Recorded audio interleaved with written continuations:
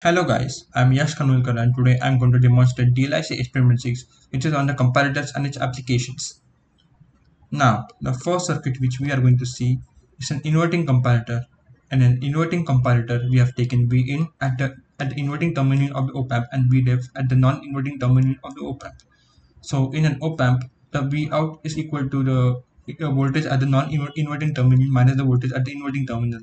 So Vref minus Vin, if it is positive, then we get plus Vset at the output, and if Vref minus Vin is negative, we get minus Vset at the output. Because this op amp in an open loop configuration, the gain of the op amp is very high in the range of 10 to 5. That's why we get the saturated output here. Now we have taken the amplitude is 10 volt peak to peak and the frequency is 50, and we can just simulate the circuit.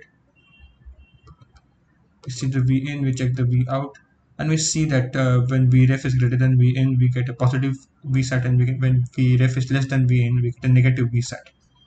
And we can do this for minus 2 volt also.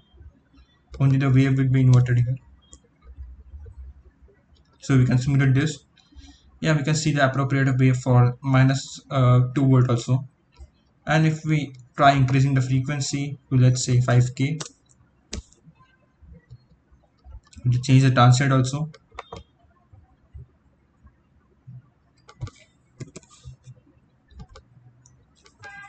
Okay, and we can simulate this, and we can see that the output is totally out of the phase with the input. This is due to the fact that the slew rate of the op amp is not up to the mark, and if we have a op amp with higher slew rate, then this problem will be solved. So this is all about the inverting comparator. Now the next circuit we will be seeing is the non-inverting comparator. Yeah, so this is what we call as a non-inverting comparator. So in a non-inverting comparator, the only difference we are making is that we have taken Vref at the inverting terminal and Vin at the non-inverting terminal. And because in this case it is a non-inverting comparator, Vin minus Vref should be positive for V out to be plus Vsat, and Vin minus Vref should be negative for V out to be minus Vsat. And here we have taken Vref as plus 2 volt, and we can just simulate the circuit. Sorry, we have taken Vref as minus 2 volt, and we check V in, we check V out, and we see that if V in is greater than V out, Vref, we are getting a positive Vsat. If V in is less than Vref, we are getting a negative Vsat. And we can do this for plus 2 volt also.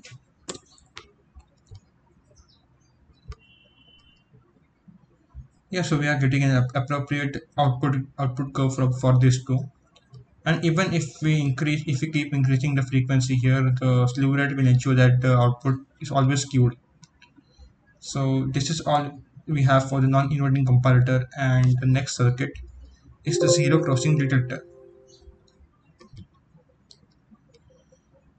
So a zero crossing detector is basically an inverting comparator only. The difference is that the Vref we are giving is zero. Because Vref is zero, the output voltage depends on the input voltage. If the input voltage goes from negative to positive, then we get a positive Vset at the output. Right? And if it goes from positive to negative, we get a negative Vset at the output. So we can simulate this.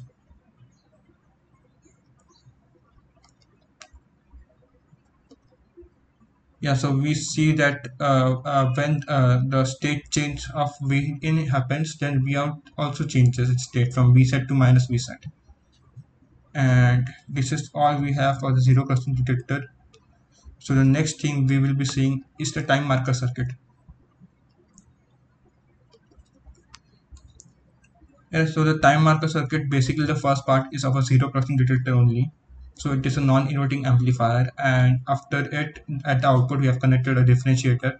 Uh, at which the output we have connected the diode, and the diode's output is the final output. So at the output of the op amp we get a rectangular wave which after passing through a differentiator we get spikes, positive as well as negative spikes, and after passing through diode we only get the positive spikes. And we can change the value of R and C, and change the resolution of the circuit and make it more refined. So we will just simulate this.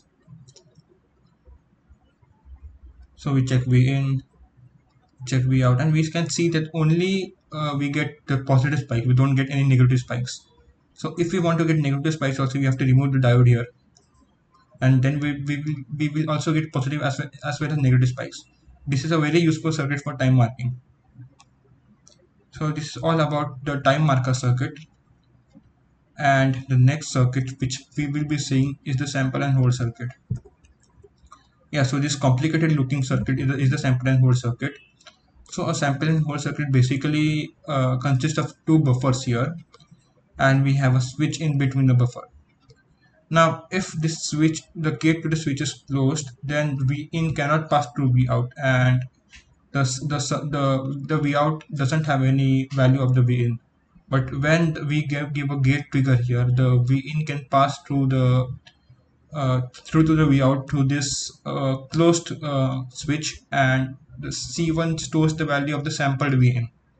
And when again you don't give the trigger, or the VG is 0, then the switch is again open, and the V in it does not pass through to V out. And the problem now is that the capacitor cannot discharge its value, because we have an open switch here, and the input impedance to the second buffer is very high.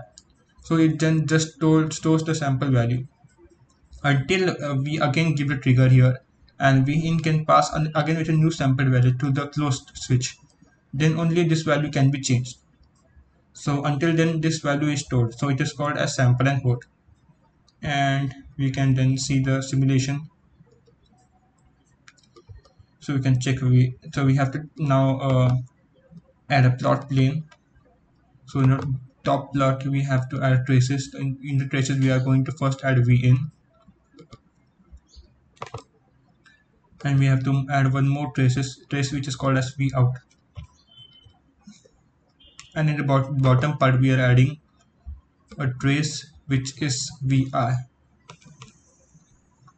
Yeah, so we can see the circuit in the graph here clearly. Vi is the gate voltage we are giving at the MOSFET, and we can see that when the gate is open, then we are getting the same thing as same wave as the input, but when the gate is closed, we are seeing the hold at the capacitor. So this is all about the sample and hold circuit, and this is all about this experiment. And thank you for watching the experiment. Thank you.